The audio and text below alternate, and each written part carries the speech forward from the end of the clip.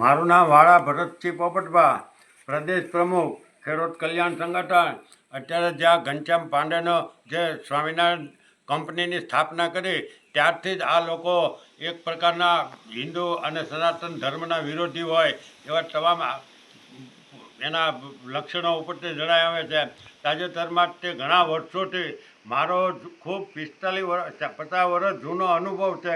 હું 1968થી 71 સુધી ગોંડલમાં સ્વામિનારાયણ મંદિરની બરાબર સામે જ હું ત્યાં ભણતો, એટલે મને એની પાક્કી ખબર છે કે એ ગુરુકુળમાં અને એ સ્વામિનારાયણના મંદિરમાં જે હલકી કક્ષાના જે આપણે કોઈ દી વર્ણવી ન શકીએ ત્યારે જ આજથી 50 વર્ષ પહેલાં એવા ગોરખ ધંધા હાલતા હતા. એલા તમે અત્યારે જ અમને વાંચ્યું અને અમને જાણવા મળ્યું કે શ્રી હરિચરિત્રામૃત સાગર નામનું જે પુસ્તક છે એના પાના નંબર 3634 ઉપર આખા કાઠી સમાજને એને હીન કક્ષાનો ઉતારી પાડ્યો અને કાઠી પોતે જ ઉતારતા હોય એવી એક વાર્તા એને ઊભી કરી. એટલે કાઠીઓએ તો તમને આપવામાં કોઈ જાતની ખામી નથી રાખી. ગઢડા આખું જો દાનબાપુ ખાતરે આ ઘનશ્યામ પાંડેને આપેલું છે, એવી જ રીતેથી વહતા બાપુ ખાતરે કારિયાણી આપેલું છે, જીવા બાપુ ખાતરે સાળંગપુર આપેલું છે, કુંડલા પટગીર કાઠી બાપુએ તો કુંડળ આપેલું છે, ભાનુબાપુ પટગીરે ઘણી જમીન આપેલી છે. અને બીજા હજારો કાઠીઓએ તમને સૌરાષ્ટ્રમાં આવીને જો કોઈ મોટા કર્યા હોય અને તમને મહાન કરી બતાવ્યા હોય તો એ કાઠી સમાજને તમને કરી બતાવ્યા છે. અને તમે આ પુસ્તકની અંદર કાઠી સમાજને આમ નિષ્ઠુર અને કોઈ ખરાબ ધંધા કરતા હોય એવા તમે ચિત્રી બતાવ્યા. એટલે કાઠી સમાજે ગાયોને ઉપર ત્રાસ ગુજારેલો છે. ગાયોના પ્રસવ ખરી જાય ત્યાં સુધી કાઠીઓની ઉપર ત્રાસ કરતા આવું તો તમે આ તમારા પુસ્તકમાં જણાવો છો. એવી જ રીતે તે કાઠી સમાજના લોકો છે એ ક્યારેય શૌચાલય જાય તો પાણી, એટલે તમને શરમ નથી આવતી કે તમે જેને સૂર્ય ભગવાનને પૂંજા હોય આદિ અનાદિની ચારેય યુગની અંદર ક્ષત્રિયો અને કાઠીઓ તો સંસ્કાર અને નીતિ નિયમને પાળનારા. પહેલાં જો કોઈનું નામ લેવું હોય તો એ ગ્રાસ્ય કાઠી ક્ષત્રિય અને કાઠી સમાજ ક્ષત્રિયને લેવો પડે. આવા મહાન યોદ્ધાઓ, મહાન પરાક્રમી અને એક નહીં, હજાર નહીં, કરોડોની સંખ્યામાં કાઠી અને ક્ષત્રિયોએ પોતાના દેશ અને પોતાની પ્રજા માટે પોતાના ગાયને ધર્મ માટે બલિદાન આપેલા છે. એટલે ઘનશ્યામ પાંડે માલી કોને આપ્યું ધર્મ માટે બલિદાન? મને એક તો બતાવો તમે. ઘનશ્યામ પાંડે છે એ એક પ્રકારની કંપની છે.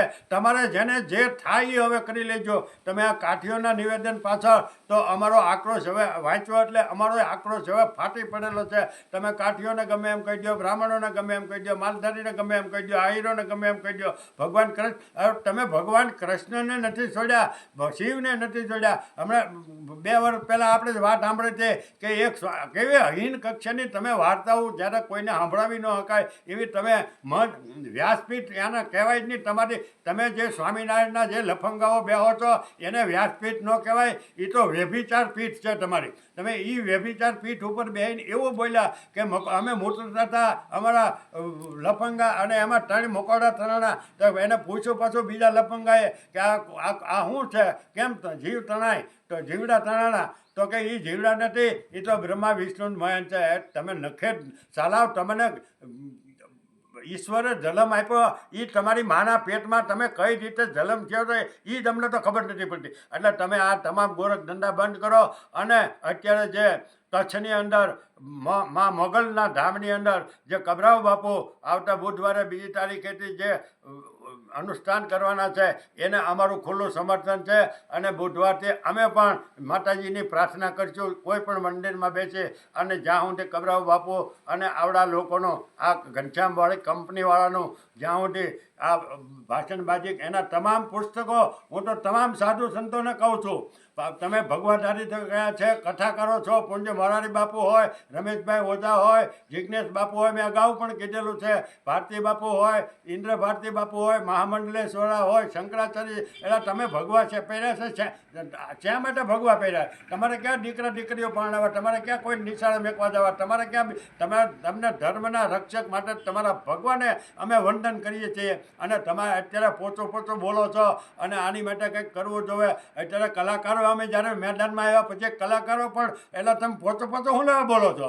બોલો ને પબુભાની જેમ, પબુભા માણેક જેમ દ્વારકામ બોલ્યા એમ બોલો. ઉલ્લીન ઠેકીને આવો મેદાન. તમે હું એનાથી બીવો છો? તમે એના પૈસા ખાઈ ગયેલા છો? તમે એનું કાંઈ હરામની લાડુડીઓ ખાઈ ગયેલા છો? તો જ તમે આવા નિવેદન આપો. એટલે હવે અમે જો તમે આમાં નહીં કોઈ સુધારો લાવી શકો, આની કરતાં તો બીજા ધર્મવાળા 2-3 હજાર વર્ષ જૂના ધર્મ છે એને સનાતન ધર્મને નુકસાન નથી કર્યું એટલું આ 200-250 વર્ષના સ્વધર્મી જેને તમે તમે એને ભગવાન માનો, જે માનો એ ઘનશ્યામ પાંડેને આખી જગતનો સમ્રાટ તમે માનો, આખી જગતનો પાલનહાર એ છે એવું તમે સ્વામિનારાયણવાળા માનો તો એની અમને કાંઈ વાંધો નથી. બાકી અમે એને ઘનશ્યામ પાંડે છે, એ કંપની છે, એ ઉદ્યોગપતિ છે અને એના જેટલા અનુયાયીઓ થઈ ગયા એનો મને પાક્કો પોતાને વ્યક્તિગત અનુભવ છે. પછી યોગી હોય તો ભલે, પ્રમુખ હોય તો ભલે, અને તમારી જે નિશાળો કે તમારા જે ગુરુકુળો ચાલે છે, એક ગુરુકુળની અંદર ગોરખ ધંધા હાલે, એક પણ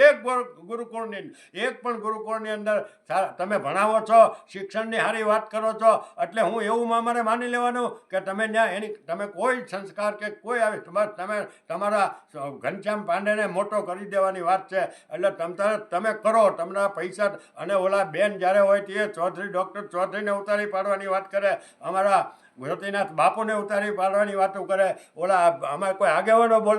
તમારાથી થાય એ કાયદાની ભાષામાં કરી લેજો.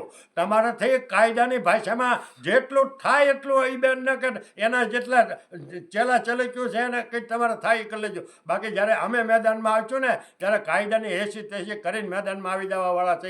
બાકી અમે પીછે અમને સ્વામિનારાયણના જે એના માનતા હોય કે હરિભક્તો માનતા હોય એની અમને કોઈ જાતનો વાંધો નથી. તમે તાજેતરમાં જુઓ, હમણાં હાલમાં જૈનના એક સાગર ચંદ્ર મહારાજે છે જ આમથી શિસ્તા કરી તો જૈન ધર્મવાળાએ એને હાકી કાઢ્યા અને એને કહી દીધું કે તમે સંસારના કપડાં પહેરી લ્યો. અને સ્વામિનારાયણવાળા એટલું બોલે, જ્યારે ભીં પડે ત્યારે તમે હાથ જોડીને હવે માફી બાફીની વાત નહીં. હું તમામ સનાતન ધર્મના મોટા જે સંતો, તમારે આમાં પડવું જોઈએ. અમને ખબર નથી પડતી એટલે, બાકી અમને ખબર એટલી પડે છે કે હવે મા ભૌમને અમારા ધર્મને બચાવવાની હાકલ પડી છે એટલે માથા પડી જાય તો કુરબાન છે. બાકી અમે પીછેહટ કરવાના નથી. આ ઘનશ્યામ પાંડેની જે આતંકવાદી કંપની છે, બાપુ જે કહે છે કબરાવ ધામના બાપુ, એ સહેજે વાત ખોટી નથી. પણ તમે અમારે નાના માણસોને જ્યારે આવું બોલવા માંડે ત્યારે તમારે સંતોને, મહાસંતોને, મંડલેશ્વરોને કંઈક વિચાર કરવો પડે કે તમે પછી હજારો કરોડો રૂપિયાના આશ્રમ કરી અને પોચો બોલો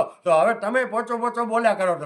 તમારે જે એ સારામ કરવો હોય એ તમારે બધા સનાતન ધર્મના મોટા આશ્રમધારીઓ કર્યા કરો. બાકી અમને આ ઘનશ્યામ પાંડેવાળી કંપની છે હવે બિલકુલ મંજૂર નથી. સદંતર એના તમામ પુસ્તકો જે આવા લખેલા છે એ નાશ કરો. અને જે ઘનશ્યામ પાંડેએ શિક્ષાપત્રી લખી છે એ તો 1830માં એને જ્હોન માર્કરને અંગ્રેજના ગવર્નરને આપેલી છે અને આજે ત્યાંની લાઇબ્રેરીમાં પડી. તમારા કરતાં તો વિજય માલ્યાનો ભરત ગમે એવો હતો ને ગમે એટલો હલકટ હતો, પણ શિવાજીની તલવાર લેવાની જો કોઈ બતાવી હોય તો વિજય માલ્યાએ બતાવી. તો આ સાધુ સંતા કરતા અને ભગવાધારી કરતા, આ સનાતન ધર્મવાળા કરતા તો એ વિજય માલ્યા હારો કે એ બોલી તો શિવાજીની તલવાર તો એની પાસે પૈસા, તો તમારી પાસે આશ્રમ નથી. તમારે ક્યાં આશ્રમધારીઓને તમે બાવા ભાઈના શું લેવા એ મને કયો હાલો, મને સમજાવો. તમે સાધુ હું તમે એસારામ કરવા બીના તમે સનાતન ધર્મ જો બચાવી ન શકતા હો કે એની ઉપર હાનિ થાય ત્યારે કાંઈ. બાકી તો સનાતન ધર્મને કેમ બચાવો,